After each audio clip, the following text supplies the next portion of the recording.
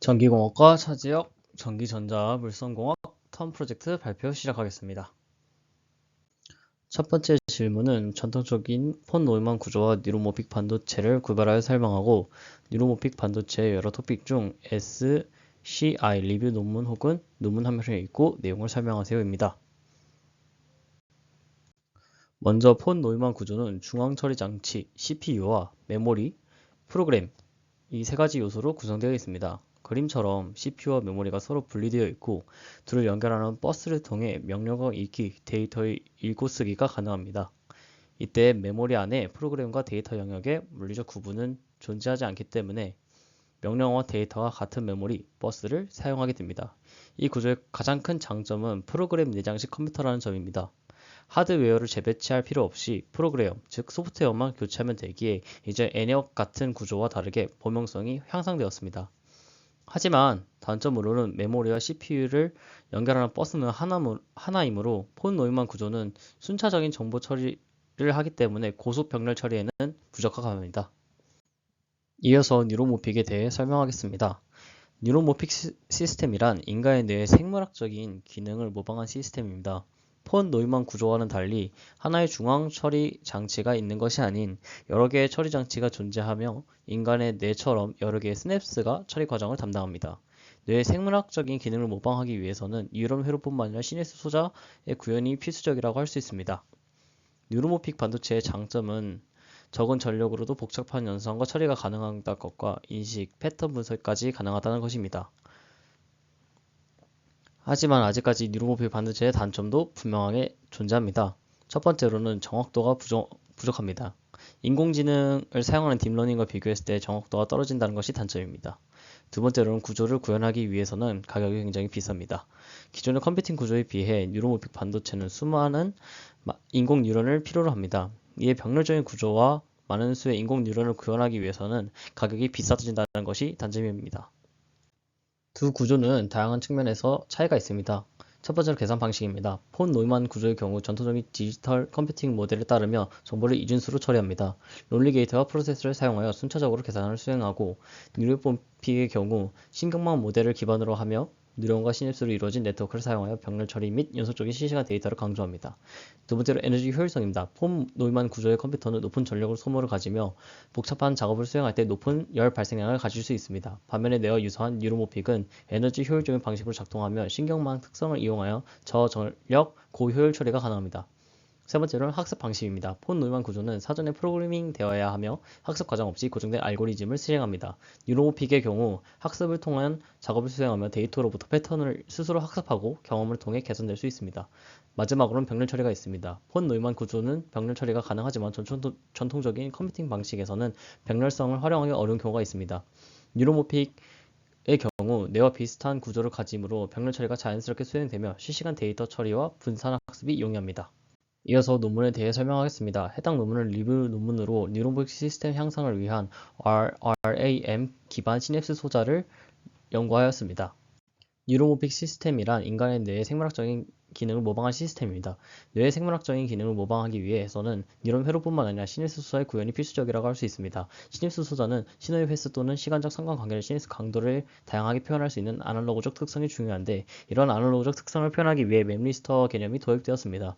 맵리스터는 가해주는 신호를 펄스에 따라 정확값이 변화하고 이를 저장하는 메모리 기능을 할 수 있는 소자입니다.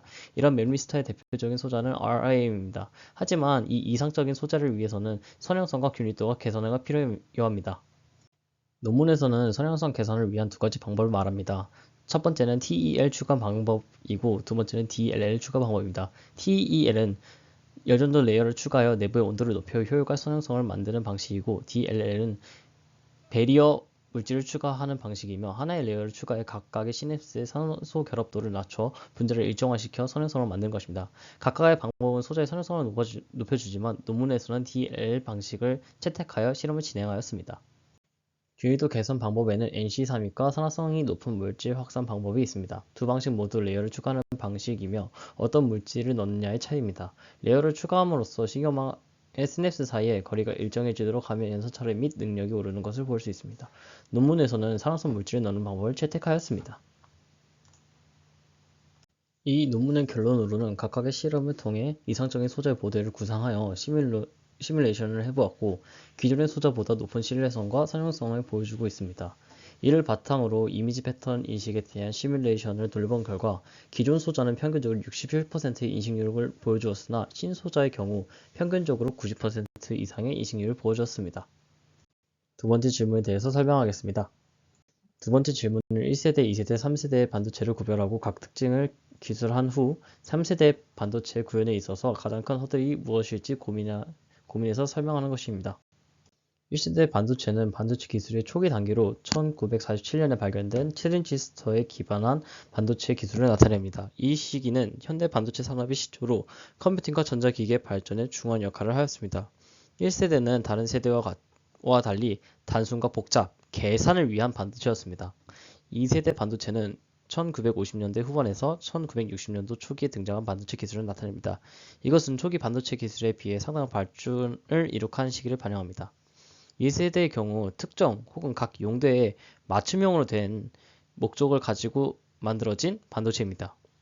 3세대 반도체는 현대 반도체 기술을 나타내는 용어 중 하나로서 2020년대 중반부터 발전한 반도체 기술을 지칭합니다. 이것은 미세화, 에너지 효율성, 성능 향상, 다양한 응용 분야 등에서 이전 세대의 반도체 기술과 비교하여 중요한 발전을 이룩하고 있습니다.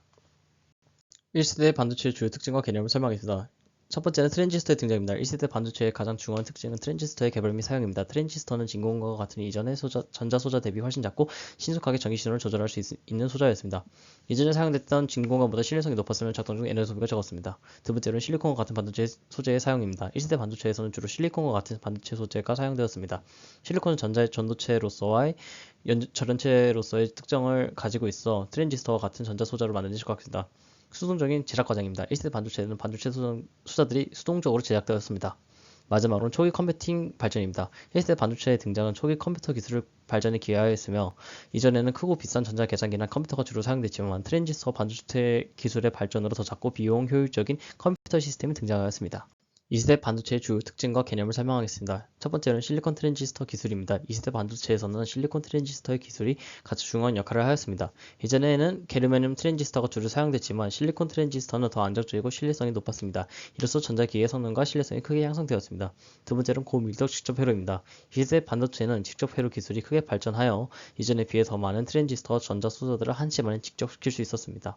세 번째로는 자동화된 생산 공정입니다. 2세대 반도체에서는 자동화된 생산 공정이 도입되어 생산 비용을 크게 감소시켰습니다.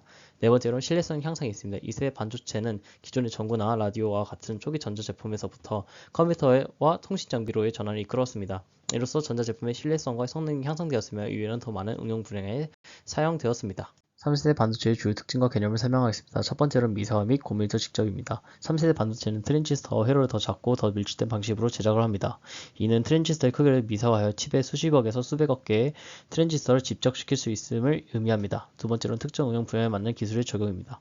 3세대 반도체는 다양한 응용 분야에 맞게 특정 기술을 개발하고 있습니다. 예를 들어 AI 및 기계학습을 위한 특수한 하드웨어 가속기의 개발이 있으며 이러한 하드웨어는 고도의 병렬 처리와 연산 능력을 제공하여 AI 작업을 가속화합니다. 세 번째는 에너지 효율성입니다. 낮은 전력 소모와 높은 성능을 동시에 제공하는 소자 및 설계가 개발되어 모바일 디바이스, 데이터 센터 및 다른 환경에서 에너지 소비를 줄이고 배터리 수명을 연장하는 데 도움이 됩니다. 마지막으로는 다양한 재료 및 구조에 있습니다. 3세대 반도체는 다양한 재료와 구조를 탐구하고 있습니다. 이는 양자점프 소자, 2D 물질, 나노 와이어 등을 포함합니다. 이러한 새로운 재료와 구조는 특정 응용 분야에 최적화된 솔루션을 제공합니다.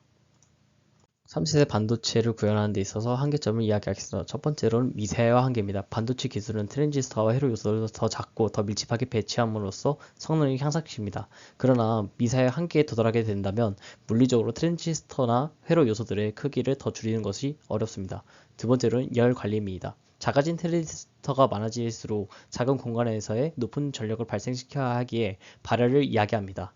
발열의 문제는 안정적인 작동과 장시간 사용에 대한 중요한 고려 사항이 되기에 문제가 됩니다. 마지막으로는 성능과 안전성의 균형입니다. 신반도체 기술을 개선하면서 성능 향상을 추구할 때 안정성과 신뢰성 역시 고려해야 됩니다.